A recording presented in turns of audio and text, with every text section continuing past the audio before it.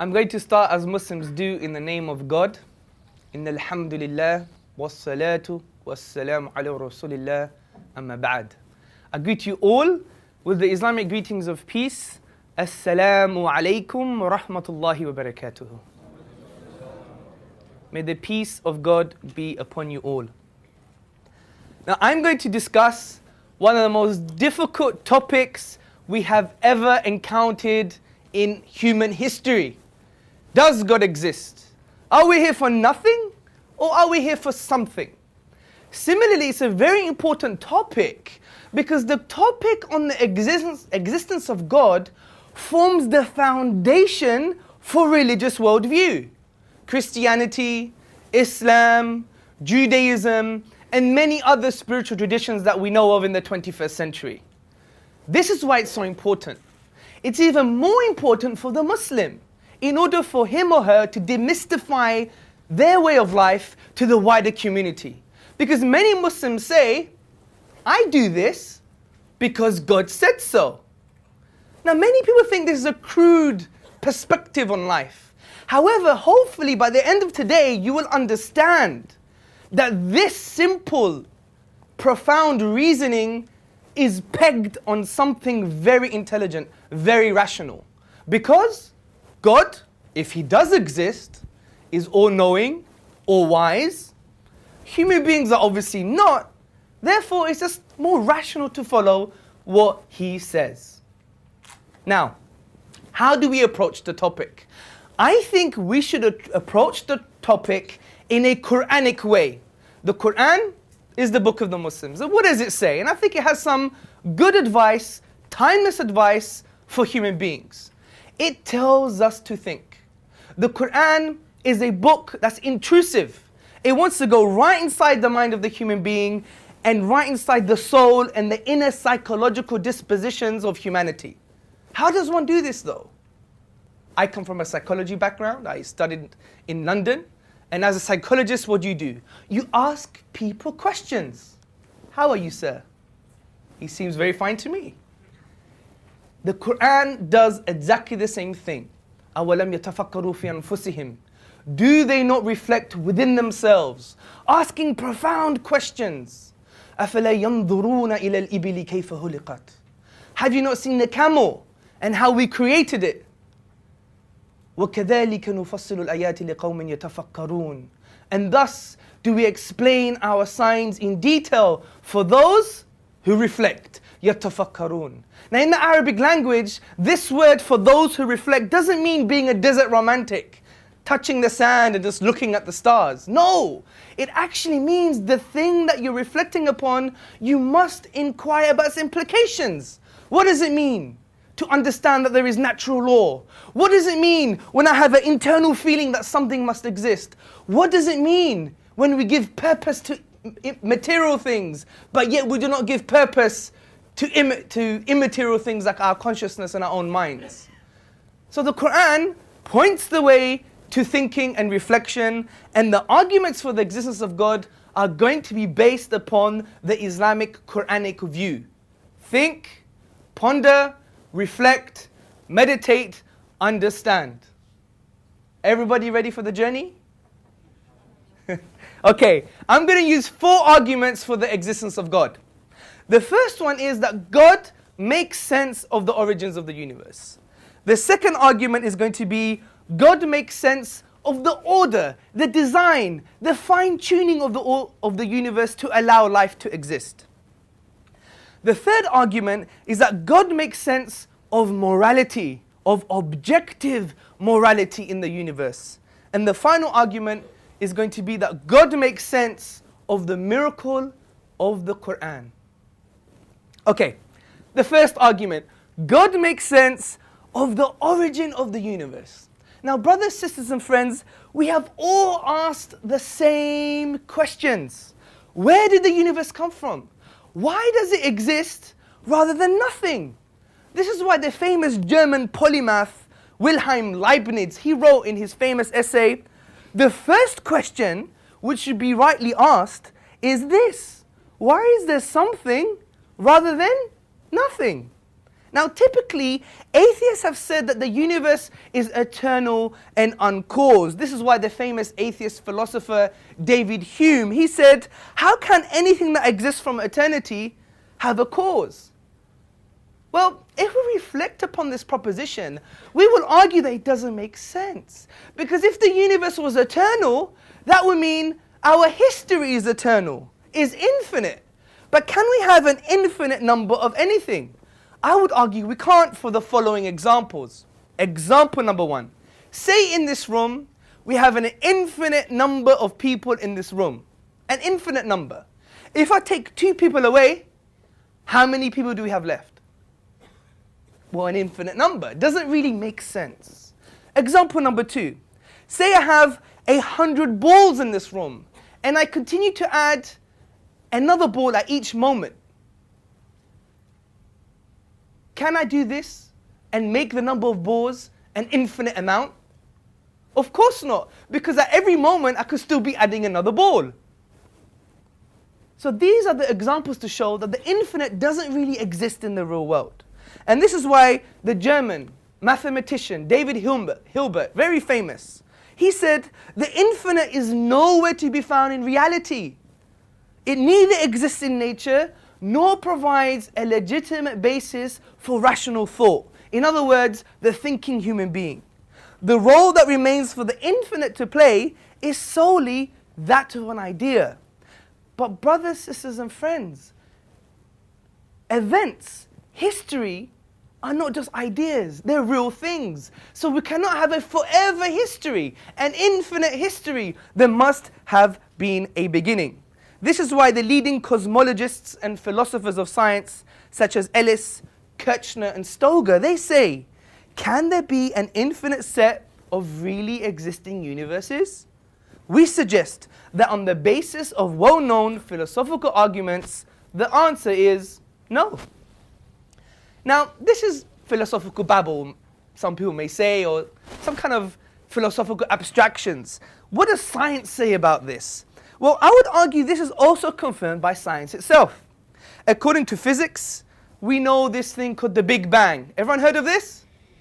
And I assure you it's not a thing that happens after too many curries. Now, according to the Big Bang, I got more laughs in America, by the way. It doesn't show how shallow the Americans are, of course, it doesn't. But you could infer what you wish. I came from America yesterday, so I thought it might work for you guys. Anyway, according to the Big Bang, all of matter, physicality and energy and time were created at a single moment. According to the 4 prominent scientists, J. Richard, James E. Gunn, David N. Schramm and Beatrice M. Tinley, they describe the event of the Big Bang as follows. The universe began from a state of infinite density, space and time were created in that event, and so was all the matter in the universe. Now, what does infinite density actually mean in the English language? It means nothing. This is why Cambridge astronomer Fred Hoyle, he states that the universe at a point in the time was shrunk down to nothing at all. So the Big Bang model requires us to believe that something was created out of nothing. But brothers, sisters and friends, out of nothing, nothing comes. This is why Anthony Kenny, a professor at Oxford University, he says, a proponent of the Big Bang theory, at least if he is an atheist, must believe that the universe came out of nothing and out of nothing. But even the famous atheist David Hume, he says, I never asserted to absurd proposition as that anything might arise without a cause. And in similar light, the eminent physicist Sir Arthur Eddington, he also states, the beginning seems to present insuperable difficulties unless we agree to look on it as frankly supernatural. Now, what is the nature of this cause? We understand there must have been a cause, but we need to do something called conceptual analysis, some thinking to understand what this cause is. Now, I would argue this cause must be one. Something we need to think about very carefully. according to two aspects. The first aspect is according to the philosophical principle of Occam's razor. What's Occam's razor? It basically tells us, do not multiply entities beyond necessary. It makes no sense. Why have 2? Why have 3? Why have 999? It makes no sense. Well, the best and simplest explanation is the cause is 1. Similarly, the cause must be 1 because if this cause has creating powers, then how can there be 2 creators? If there was 2 creators for a single universe, surely it must have been a slightly more disordered. So an ordered universe indicates there must have been a single designer, something we're going to discuss later. 2, this cause must be uncaused, because we've discussed the absurdity of an infinite regress of causes. Because if you say, who caused the cause that caused the universe? Then we could ask the same question. Who caused the cause that caused the cause that caused the universe? Then we could go again. Then who caused the cause that caused the cause that caused the cause that caused the cause that caused the universe? And then I'll be sounding like a rapper. Now the point is, if we have this kind of view on who caused the cause ad infinitum forever, then we would never have creation in the first place. So the reason that we have creation means there must have been an uncaused cause. 3, significantly, number 3, this cause must be immaterial, beyond creation. Because if you say this creator or cause is part of creation, then you're saying creation or the universe actually created itself, which doesn't make any sense. Similarly, this cause must be eternal, without beginning and without end, as non-eternal things, in other words material and matter, are subject to decay. They decay. But since this cause is immaterial, it cannot be subject to decay, and therefore it must be eternal. That's why some traditions who say that God is part of the universe, or is part of matter, was a human being, or is an alien, or is something, it cannot be the case. Because things that are material are subject to decay, therefore they cannot be eternal, but it necessitates that this cause must be eternal. Now the 5th point, which is probably, in my opinion, the most awe-inspiring moment when you find this information out. This cause must be personal. It must have a personality. The reason being, how can an eternal cause from eternity bring into existence something that has a beginning like the universe? The only explanation, brothers, sisters and friends, is that it must have brought this universe into existence, must have chosen. And choice indicates having a will, and a will indicates having a personality. Also, if we think about immaterial things that we know to exist, such as the mind, we know minds have causal capabilities. Just lift your right hand, for example. You don't have right hands? There you go. So we could summarize the argument as follows. 1, whatever begins to exist has a cause. 2, the universe began to exist. 3, therefore the universe has a cause. But in my opinion, brothers and sisters and friends, I think the Quran, the book of the Muslims, actually summarizes eloquently and in a magnificent way the thing that we've just been talking about now. The Quran says in chapter 52, verse 35 to 37, or do they think creation came out of nothing? Or were they the creators themselves? Or did they create the heavens and the earth, the whole universe? Indeed, they have no firm belief. My second argument, God makes sense of the fine-tuning the order of the universe to allow life. Now, we all believe that natural laws exist. And we all believe that not only they exist, but we can observe these patterns in the universe. For example, if I were to drop this piece of paper, what does natural law say? It's going to fly? No, it's going to fall because of the laws of gravity. But how do we explain this? Now, to claim that they exist without reason, in my opinion, is absurd. And this is why I would argue Professor Roger Penrose, he explains this very well. And he says, there is a certain sense in which I would say the universe has a purpose. It's not just there somehow by chance. Some people take the view that the universe is simply there and it runs along. It's a bit as though it sort of computes and we happen by accident to find ourselves in this thing. I don't think that's a very fruitful or helpful way of looking at the universe. And I would agree with him. Because it seems more probable, it seems more likely that if a universe were to exist, it would not allow us to live.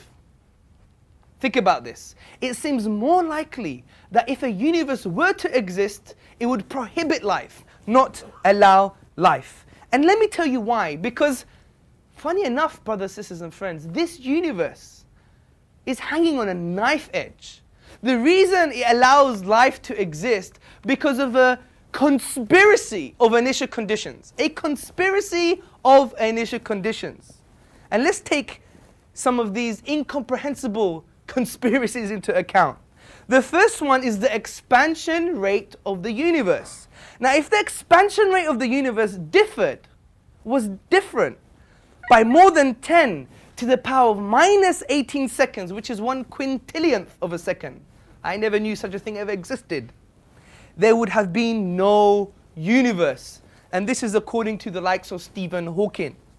Also, let's think about the low entropy of the universe. According to Roger Penrose of Oxford University, he states, in order to produce a universe resembling the one in which we live, the creator would have to aim for an absurdly tiny volume of the phase space of possible universes.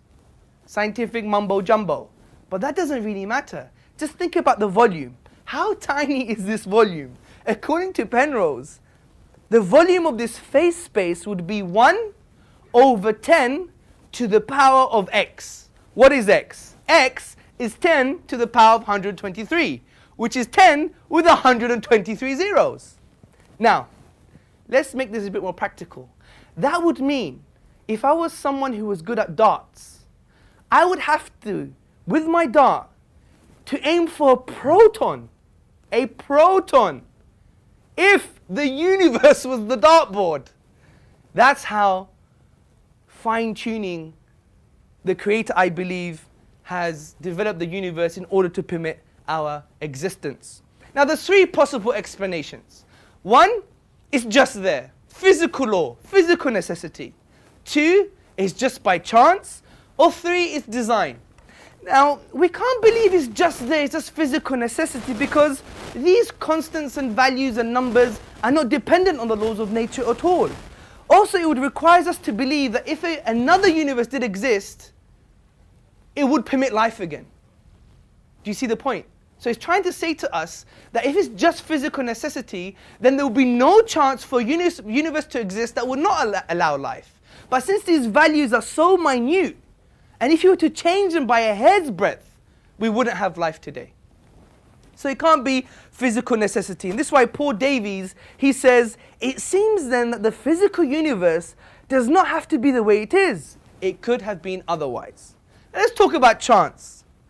I would argue that it cannot be just by chance, because the initial conditions are so high that it would be impossible to use this as a sufficient rational explanation. But some people turn to him and say, Mr. Tzortzis, it could still be by chance. But then I answer that question with a question. Would it be chance if you saw a pink elephant arrive on your driveway overnight and say it was just chance? Of course not. What about if you saw a 747 jumbo jet just appear in your garden when you came back from work? You wouldn't be arguing this type of argumentation. It's simply irrational. So why do you act rationally in your day-to-day life, but when it comes to the existence of God, you decide to be irrational? Contradiction, in my opinion. Also, I would argue it's not just about chance. It's about something called specified probability. What is specified probability? Specified probability is a high chance, but it has to conform to independent pattern. Let me give you an example. Say we had a monkey in this room, a monkey, and he was typing away at this keyboard. And overnight, you come back after your coffee, you come back and you see, O Romeo, where art thou, O Romeo? Deny thy father and deny thy name. A Shakespearean sonnet. Would you believe that it just happened out of chance? Surely you wouldn't. You may expect things like dog, cat, tree, the, end, fish, fool. Do you see? However, since it conforms to the independent pattern of the English grammar, you would say, someone's being fishy. Someone had a copy of the keys, they opened the door, and they sedated the monkey for a while, or gave him a banana to eat a few bananas, and typed this thing himself. So therefore, we have sufficient reasons to believe that the universe was indeed designed. Let's summarize the argument. 1. The fine-tuning of the universe is due to physical necessity, chance, or design. 2. It is not due to physical necessity or chance. 3. Therefore, it's due to design. Again, the Quran summarizes this for us. The Quran, the book of the Muslim.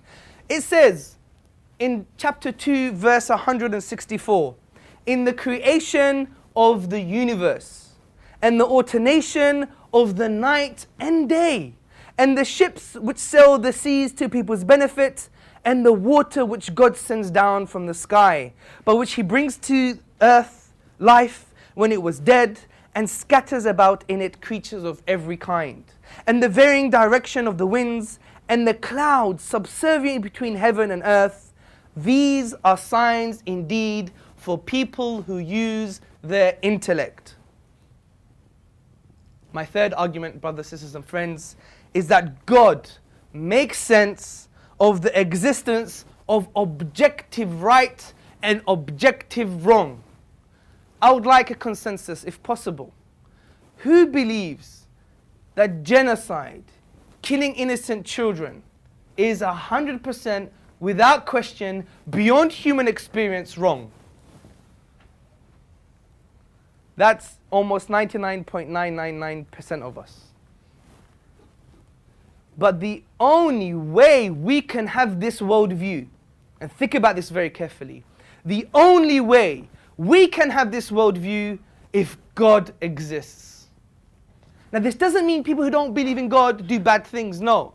There's plenty of compassionate, good, well-meaning atheists, humanists, or secularists.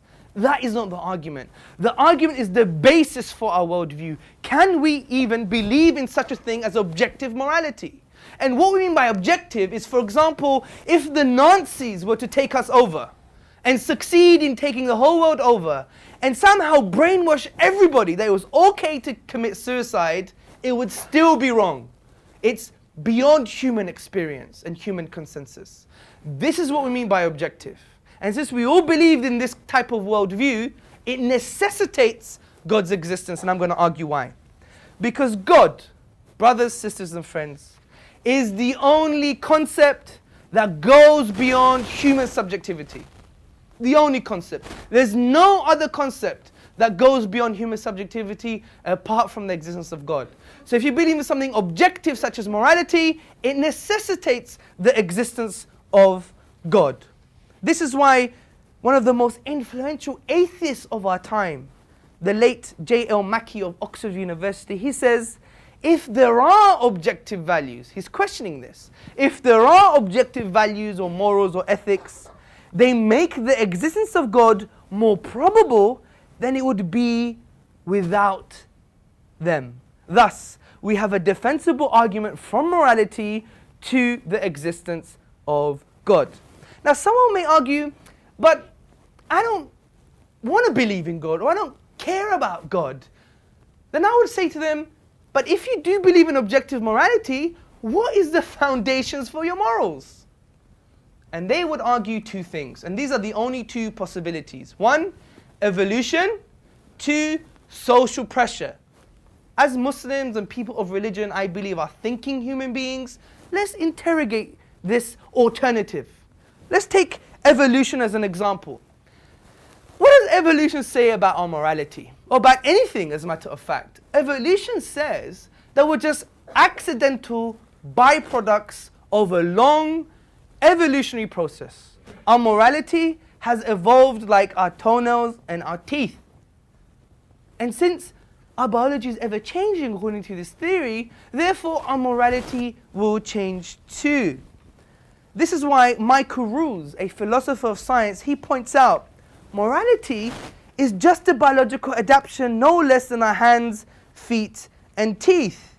Considered as a rationally justifiable set of claims about an objective something, ethics, morals are illusory.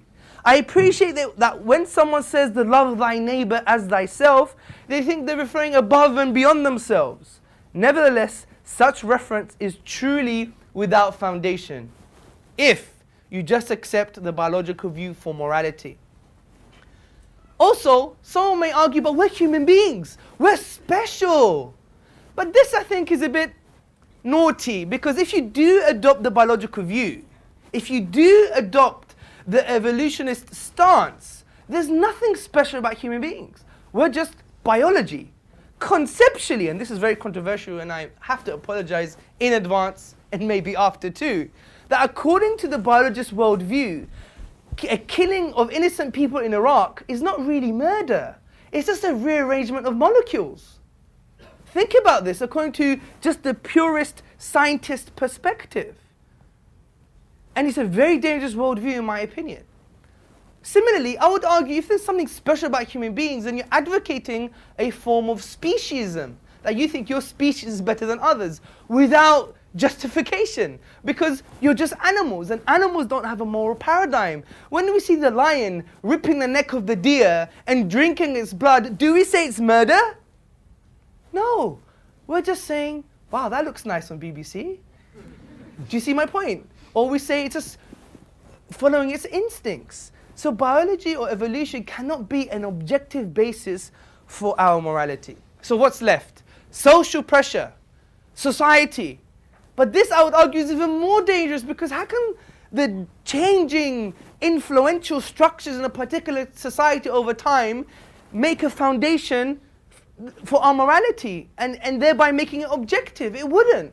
Because we can see 30 years ago, some things were not allowed or were allowed. 30 years later, some things are allowed and not allowed.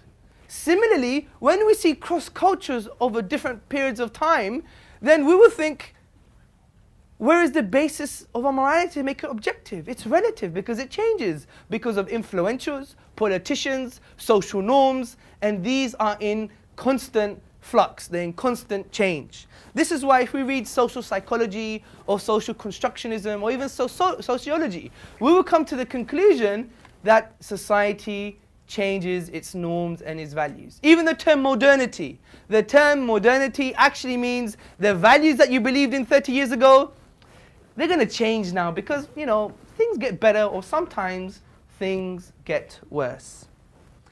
Significantly, brothers, sisters, and friends, if we take social pressure as a basis for our morality, then we could never say that killing 6 million Jews in 1940 Germany is objectively wrong. Because there was a social pressure at that time that said it was okay to do that. But since people of conscience believe it's 100% wrong, we cannot take social pressure as a basis for our morality. And this is why... You just misrepresented. That's right.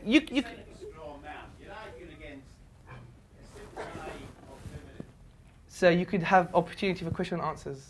I don't think I'm going to stay that long. I've heard a fair amount, and I better go.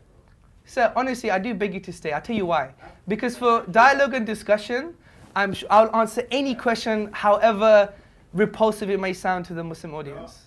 Thank you very much. But we've given you the opportunity, honestly, sir. Sorry, I've spent 50 years studying philosophy. It's skating over the surface. I was hoping for more, and I'm afraid...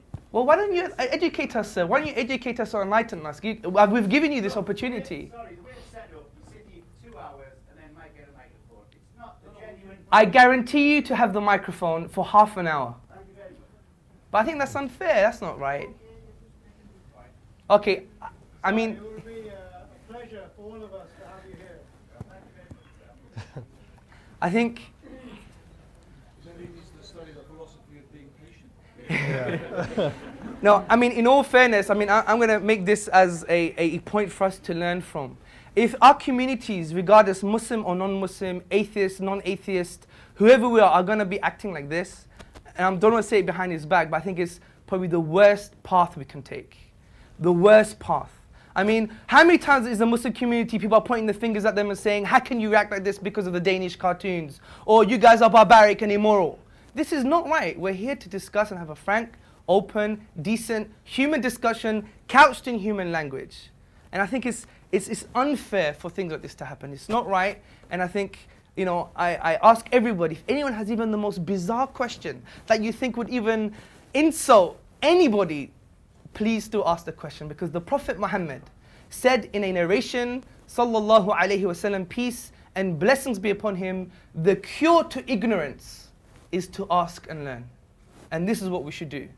Okay, this is why Richard Taylor, the eminent ethicist, he said, the modern age, more or less, repudiating the idea of a divine lawgiver, has nevertheless tried to retain the ideas of moral right and moral wrong without noticing that in casting God aside, they would have abolished the meaningfulness of right and wrong as well. So to summarize the argument, 1, if God does not exist, objective morals do not exist. 2, objective morals do exist. 3, therefore God exists. My final argument is going to be the miracle of the Quran. As I said in the beginning, the Quran is an intrusive text that likes to tap into the inner dimensions of humanity. His aqliyah, which means in Arabic his intellect, his nafsiyah, his internal, emotional and psychological disposition. And we heard all the things that the Quran does. It likes to tease and agitate and make someone think. But the Quran goes further than this, brothers, sisters and friends. The Quran actually challenges the whole of mankind. In the 2nd chapter, verse 23, the Quran says, I'll say in Arabic then in English, وَإِن كُنْتُمْ فِي رَيْبٍ مِمَّا نَزَلْنَا عَلَىٰ عَبْدِنَا فَأْتُوا بِسُورَةٍ مِّن مِثْلِهِ وَادْعُوا شُهَدَاءَكُم مِّن دُونِ اللَّهِ إِن كُنْتُمْ صَادِقِينَ. And if you're in doubt, talking to human beings, to humanity, to the doubters, to people of different varying philosophical persuasions, if you're in doubt about that which we have sent down to our servant, referring to the Prophet Muhammad, peace and blessings be upon him, then bring one chapter like it. One chapter. And call on your witnesses and helpers and supporters besides God if you are truthful. Now the mufassirun, which basically means the exegetes, those who explain the Quran for us, historically and in present time, such as Ibn Kathir, Jalalain and many other scholars, they have concluded that this challenge has something to do with the special nature, feature, style and structure of the Arabic language in the Quran itself. Of the Arabic language in the Quran itself. And significantly, this came in a historical context, because it's well known from Eastern and Western scholarship that the people at time of revelation 1400 years ago, they were best at expressing themselves in the Arabic language. They were Arabic literateurs and linguists par excellence, which basically means the best. They were the David Beckhams of poetry. Well, David Beckham's not good anymore. Maybe someone else, yeah? They were the Bruce Lee of martial arts at the time, or something, yeah? So they came and they were challenged, but they failed to challenge the Quran with regards to emulating, reproducing, copying, or imitating the style, feature, nature, structure of the Quranic text. This is why the eminent linguist at that time, and he wasn't a Muslim, Walid ibn al-Mughira, what does he say? He even swears by God. He says, by Allah, by God, I have never heard anything like this. I am the most best amongst you with regards to poetry and prose and linguistics. But this cannot come from any human being. Now, even today, we have the likes of Bruce Lawrence from Duke University in his book, The Quran, A Biography. He says, as tangible signs, Quranic verses are expressive of inexhaustible truth. They signify meaning, layered within meaning, light upon light, miracle after miracle. Also, the famous Dutch Orientalist, Martin Zamet, he says the Quran is the most eminent written manifestation of the Arabic language. And we have many more. For example, Paul Casanova in 1909 at the College of France. What does he say? He says the Quran is superior with regards to cadence and rhyming and poetry. And we have others like Reverend R. Bosworth Smith. in his book Muhammad and Mohammedanism, he says, the Quran is a miracle of purity of style, of wisdom and of truth. It is one miracle claimed by Muhammad, and a miracle indeed it is. We go down the list of Eastern and Western scholarship, people who are best placed to even analyze the Quran with regards to its style, structure, and other aspects of language, and they conclude that it is inimitable or it cannot come from a man. Now, this means that it must be a miracle. Now, what do miracles actually mean? In the medieval period, they had this discussion of if miracles can actually exist, because we had the whole post-enlightenment and the Renaissance and other aspects of Western scholarship, and they wanted to question aspects of Christian theology and Christian doctrine. They didn't want to believe in the Bible anymore, because at that time, historically, the Catholic Church, well, an interpretation of the Catholic Church used the coercive arm of the state to prevent thinking. That's why you have the likes of Hugo Grotius, Samuel Pufendorf, John Locke, and all these other thinkers that said, right, we need another view now. So one of the views were, for example, David Hume. He wanted to reject the concept of miracles, and he defined it as violations of natural law. But this is not the Islamic position, because I would argue it's irrational to claim that a miracle is a violation of natural law. Because what are natural laws? Natural laws are just generalizations of patterns we perceive in the universe. If something changes from that pattern, does it mean it's a miracle? No, maybe we didn't put our glasses on, or we went for a coffee, or we didn't scrutinize or think deeply about what that pattern really was. Or maybe we haven't waited long enough. Now, the Islamic concept of miracle is something a bit more coherent in my opinion. It is an act of impossibility, something we cannot explain via nature. So when we exhaust nature, we don't find an explanation. Let me give you an example.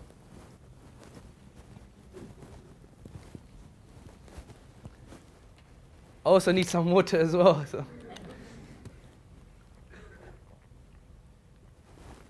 Okay, the example is, say I take this bottle and I remove carefully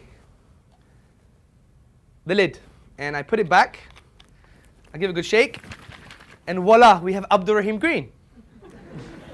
Now this would be slightly impossible. The reason it's impossible is because how can we, from the nature of the event, create Abdul Rahim Green? It's an act of impossibility. Even when we go to the nature and we try to exhaust all combinations, let's shake it this way, or that way, yeah? How do we do it? How? We can't even do it. So when we exhaust all possibilities, we cannot create Abdul Rahim Green. So it's an act of impossibility. Similarly with the Quran, when we go to the Arabic language, the finite 28 letters, the finite words, the finite grammatical rules, and we exhaust every single possibility, Bob's your uncle, you can't have the Quran. We cannot create the Quran. And this is why we say it's an act of impossibility, and therefore God makes sense of the miracle of the Quran. Now, brothers, sisters, and friends, how long do I have left? 15 minutes. 15 minutes. Excellent. I have 15 minutes. I think what's very important to understand as well is the concept of purpose. Think about this, the concept of purpose. Because even if you reject the idea of God, that you may not even be able to prove God's existence via morality, science, or any type of philosophy and method, I would argue that the profound argument is the concept of purpose. Think about this. You are sitting on chairs, brothers, sisters, and friends. You are sitting on chairs, and these chairs have a purpose. What are their purpose? To sit on. But chairs are material. They don't function psychologically. They don't have cognitive powers. Chairs cannot think or feel, yet we attribute purpose to them. Similarly, do you know in a particular forest there is a moth? And this moth, its job is to drink the sap from the tree. And do you know there is another moth that its job is to sit underneath the backside of the first moth? And do you know what it does? It drinks the poo of the first moth. This is the BBC for you again. David Attenborough. But this is the reality, and that's its purpose. Because you know why? Because when the first moth eats, it poos straight away. And if it was to trick it down the tree, the ants could find it and eat the first moth. So the second moth, it is backup. It's security guard. It's insurance policy. You never knew anything about this moth 3 minutes ago. You wouldn't care if 5 million of these moths were to die. But yet we attribute purpose to such insignificant things. But to ourselves we won't attribute purpose? Surely. This is why the Quran, when He says, Allah says in the Quran, أَيْنَ تَذْهَبُونَ? Where are you going? Where are you going? And it's important for us to think about these things. Another point to add, which I think is very amazing, is the concept of awareness. You are all aware that you're looking at a very interesting gentleman with a beard.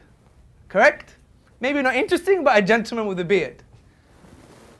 You're aware of that fact. But significantly, you are aware of the fact that you are aware that you're looking at me. But awareness has no material basis. How can we say the self or consciousness or awareness comes from material?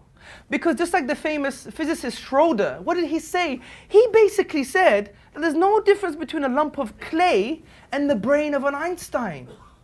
The only difference is that the brain has awareness and consciousness, which cannot come from something material. But some may argue, well, material science does have a basis for consciousness and awareness. We can prove awareness and consciousness scientifically. It's just chemicals. But I would argue you can't. Because if you do, it would be like arguing in a circle. Because it's the fact that you're aware, and being aware, and the person who was aware actually discovered science. So to say now science discovers awareness would be arguing in a circle and trying to bite your own tail. So the concept of awareness and the fact that we are alive is an amazing indication for the existence of God. Now, the big question comes into play. What did God say? We know that something exists. There's a knocking on the door. We don't know who it is. Did we expect anyone today? I don't know. So He has to tell us who this person is. And this leads to the next presentation by Abdul Rahim Green on religion and purpose and life and revelation. I like to end by saying anything that I've said that's offensive or wrong has come from my ego, and anything that I've said that's good has come from God Himself, because we believe in Islam that we are just tools that God uses to manifest His mercy and His compassion. In other words, we are nothing, the message is everything. Alhamdulillahi Rabbil Alameen. Unquestionably, all praises are due to God. Thank you very much for listening.